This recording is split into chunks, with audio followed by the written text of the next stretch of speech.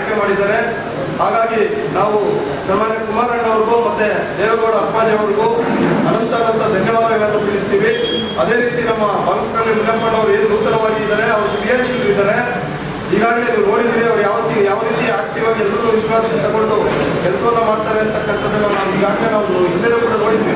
ಯಾಕಂದರೆ ಅವರು ರಾಜ್ಯ ಪ್ರಧಾನ ಕಾರ್ಯದರ್ಶಿಗಳಾಗಿ ಕೆಲಸ ಮಾಡಿರ್ತಕ್ಕಂಥವರು. ಹಾಗಾಗಿ ಅವ್ರ ಮೇಲೆ ನಮಗೆ ಸಂಪೂರ್ಣವಾದಂಥ ವಿಶ್ವಾಸ ಇದೆ.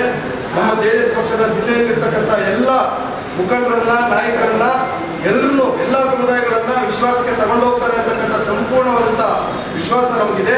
ಹೀಗಾಗಿ ಈಗಾಗಲೇ ನಮ್ಮ ಮೈತ್ರಿ ಅಭ್ಯರ್ಥಿಯಾಗಿರ್ತಕ್ಕಂಥ ಡಾಕ್ಟರ್ ಕೆ ಸುಧಾಕರ್ ಅವರು ಏನಿದ್ದಾರೆ, ಈಗಾಗಲೇ ನಮಗೆ ವರಿಷ್ಠ ಆದೇಶ ನೀಡಿದ್ದಾರೆ.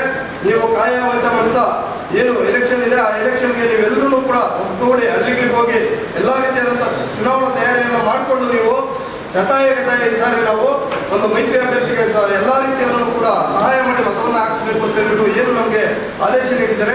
ಆ ಆದೇಶದಂತೆ ನಾವು ಬಾಲಕೃಷ್ಣ ಮುನಿಯಪ್ಪನವರ ಮಾರ್ಗದರ್ಶನದಲ್ಲಿ, ಅವ್ರ ನೇತೃತ್ವದಲ್ಲಿ ನಾವು ಎಲ್ಲ ರೀತಿಯಲ್ಲೂ ಕೂಡ ಚುನಾವಣೆ ಎದುರಿಸೋದಕ್ಕೆ ತಯಾರಿದ್ದೀವಿ. ಸನ್ಮಾನ್ಯ ಡಾಕ್ಟರ್ ಸುಧಾಕರ್ ಅವರನ್ನ ಈ ಬಾರಿ ನಾವು ಲೋಕಸಭೆಗೆ ನಮ್ಮ ಪಕ್ಷದ ವತಿಯಿಂದ, ನಮ್ಮ JDS ಪಕ್ಷದ ವತಿಯಿಂದ ಸಾಕಷ್ಟು ಮತಗಳಿದೆ. ಈಗಾಗಲೇ ನಿಮಗೆ ಗೊತ್ತು, ಇಲ್ಲೂ ಕೂಡ 40,000 ರಿಸರ್ವ್ ವೋಟ್ ಇದೆ.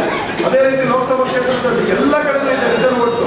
ಆ ರಿಸರ್ವ್ ವೋಟ್ಸ್ ಏನಿದೆ, ಏನು ನಮ್ಮ ಪಕ್ಷದ್ದು, ಅದನ್ನ ಸಂಪೂರ್ಣವಾದ ರೀತಿಯಲ್ಲಿ ಯಾವುದೇ ರೀತಿ ಅನ್ಯ ಪಕ್ಷಕ್ಕೆ ಹೋಗುವ ರೀತಿಯಲ್ಲಿ ಎಲ್ಲ ರೀತಿಯಲ್ಲೂ ಕೂಡ ನಾವು ಡಾಕ್ಟರ್ ಸುಧಾಕರ್ ಅವರಿಗೆ ಮತವನ್ನು ಹಾಕಿಸೋ ಮುಖಾಂತರ ಅವ್ರನ್ನ ಖಂಡಿತವಾಗ್ಲೂ ಈ ಸಾರಿ ಲೋಕಸಭೆಗೆ ಆಯ್ಕೆ ಮಾಡ್ತಕ್ಕಂಥ ಪ್ರಾಮಾಣಿಕ ಪ್ರಯತ್ನವನ್ನ ನಾವು ಮಾಡ್ತೀವಿ ಅಂತಕ್ಕಂಥ ವಿಚಾರವನ್ನು ತಾವು ಗಮನಿಸ್ತಾರೆ.